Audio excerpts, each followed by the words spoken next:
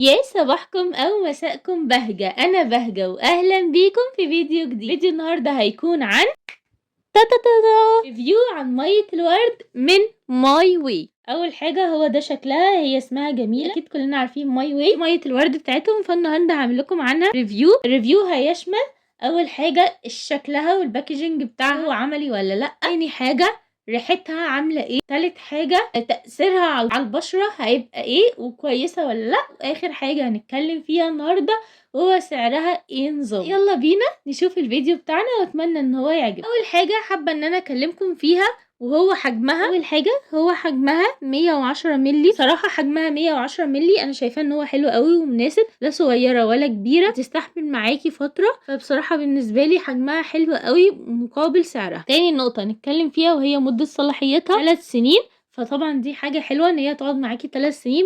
يعني ما اعتقدش ان انت لو بتستخدميها بشكل يومي ان هي تقعد معاكي 3 سنين، لا طبعا، بس يعني ان هي حلوه ان هي تقعد 3 سنين لو انت بتستخدميها كل فتره. كمان زي ما قلت لكم سعرها مناسب، مش هتحتاج ان انتوا تضغطوا على نفسكم قوي، لا انتوا هتجيبوها بتمنها وتقعد معاكم 3 سنين فتبقى حاجه حلوه. ثالث حاجه حابه ان انا اتكلم فيها وهي اهم بوينت بدات الاحظها فيها وهو العلبه بتاعتها.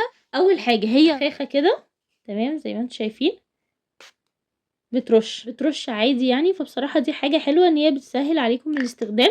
لو كل يوم الصبح بعد ما تغسلوا وشكم هتستخدموها كتونر فتبقى حاجة سهلة قوي عليكم ان انتوا بس ترشوا على وشكم. لكن في بوينت انا وقعت مني عادي، وقعة بسيطة اول ما جت خالص، اللي حصل اتكسرت، بس هو مش هيبان لكم بس هي اتكسرت من هنا من الجنب. نتج عن ده ان هي بدأت تخر، بدأ ينزل منها كل الميه اللي جواها، فلازم احطها اولا واقفه وما اقدرش ان انا استخدمها غير بحذر قوي عشان الميه ما تخرجش منها، حرام ان هي هتضرت كتير قوي من المنتج. فقررت وبدات ان انا انقل شويه منها في عبوه صغيره برضو تكون رش، بس بحيث ان انا اقدر استخدمها بامان.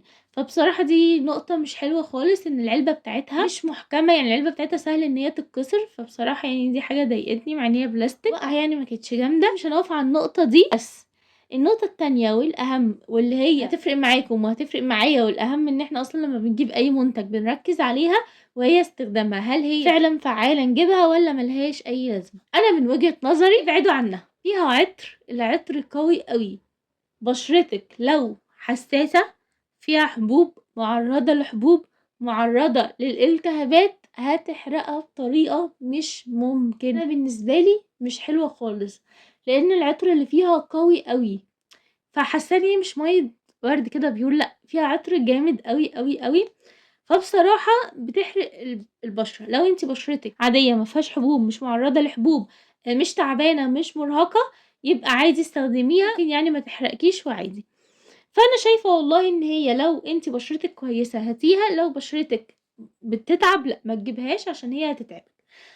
فانا حابه اقول لكم ان انا بعد الفيديو ده هنزل لكم فيديو لتركايه جامده جدا باستخدام ميه الورد دي بتاعه ماي واي، هتخلي ريحه الجسم بتاعتك حلوه قوي قوي قوي.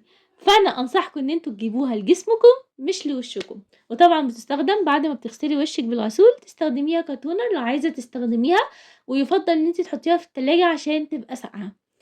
سعرها انا بصراحه مش هقدر اقول لكم على سعرها لان انتوا عارفين ماي واي كل شهر غير سعرها، ولكن هكتب لكم على الشاشه اخر شهر انا شفت فيه سعرها كان كام وكان شهر كام عشان بس تعرفوا بالتقريب. وبس ده كان فيديو النهارده. لو فيديو النهارده عجبكم ما تنسوش تعملوا لي لايك وشير وتشتركوا في القناه، واشوفكم ان شاء الله في فيديو جديد. انا بهجة ومع السلامه.